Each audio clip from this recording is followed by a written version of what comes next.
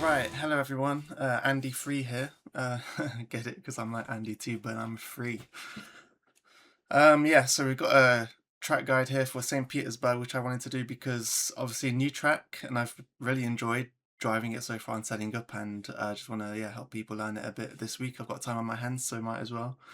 So yeah, let's go. So this is my qualifying lap first of all. Well, not really qualifying, but qualifying simulation. I did a 4 lap run on low fuel, 103.4. So yeah, let's just go through this turn by turn, and then we can look at the setups after and look at the race setup as well. So coming down the nice wide straight on this, what looks like a landing strip, a runway, let's say. Braking for me is at the 400 board here, and then kind of braking the straight line, start turning in.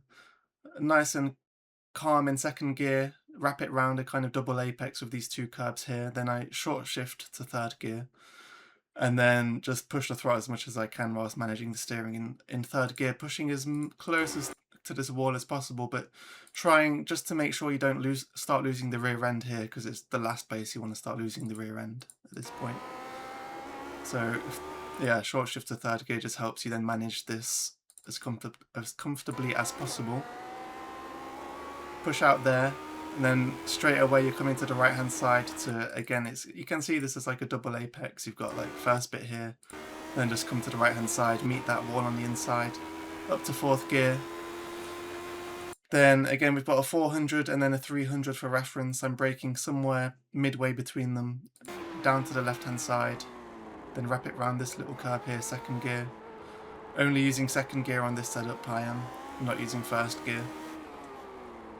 And then you just have to kind of find your way around the slow section. Key is to get as close to the walls as possible. Yeah, so again, just managing the throttle basically. Not to get the rear end loose, because it's very easy to do that. Coming over to the left, and then just start braking as you come over to the left hand side here. Get as close to the right hand side wall as you can.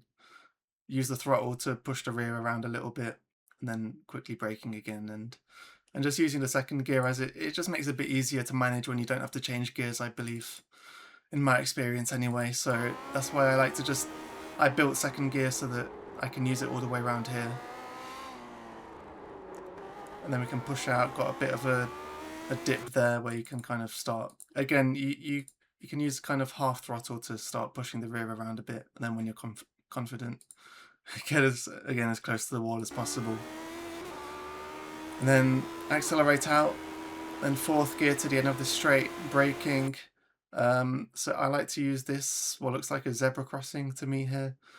Not familiar with American crossings, but yeah. Braking down again to second gear, again using the throttle to push the rear end around. Then fourth gear flat out, then start lifting here and braking to the left hand side a bit before coming to the hairpin here, and then just again you kind of go to half throttle and then go full throttle when you're confident. Yeah, so I just like to, so I see some people in the telemetry that I've seen so far pushing more to the right hand side and braking in a straight line for the hairpin. I like to just lift a little bit here. Just start lifting a little bit. You can bring yourself to the left hand side just to open this up a little bit more, and then that can give you hopefully a better exit. So yeah, just push out all the way to the left. That's gonna complete the lap. So let's just talk about this setup a bit. So first, let's just look at the quali setup. So yeah, I had a experiment with some different options. I had a go with the wing wicker as well as the 10 degrees that we've got on the front here. But this is what I've settled on at the moment. So it's pretty high downforce, 10 degrees front and 7.5 with 0.5 wicker on the rear. So very high downforce actually, and we're only topping out at not even 250 kilometers an hour. But this is for qualifying. So there's a couple of things that I want to mention before anything else. First thing is the steering ratio here. So I've got it 8.5 to 1, which is lower than what I normally use. Often I use the maximum, which is 10, which gives you a bit more it's less sensitive, so you're not going to have as jerky inputs.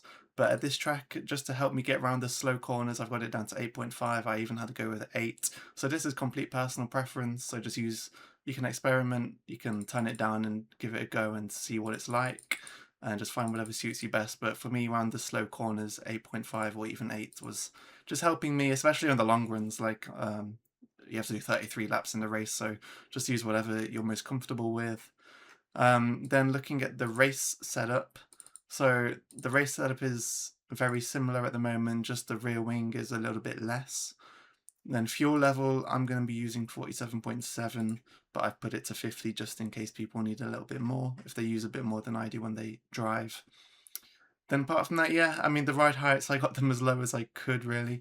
Still crashing into the floor a little bit, I think, into the ground, but I think it's all right. I didn't find I was faster when I raised the ride height. And then, yeah, other stuff, I don't have much to say. I'm just using whatever I kind of, I did some trial and error, and this is what I came up with. Gearing, you might find fourth gear maxes out in a slipstream at some points down the straight to the zebra crossing that I mentioned. So you could raise fourth gear a bit.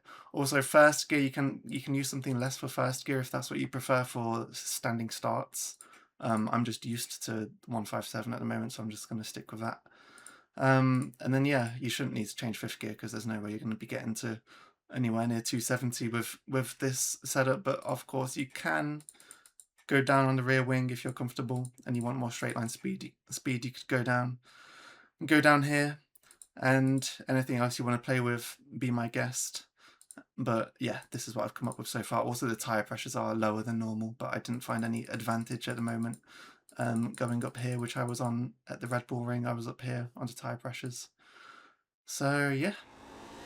Yeah, so that's it from me. So let me know what you think, if you have any opinions on the setups and the video.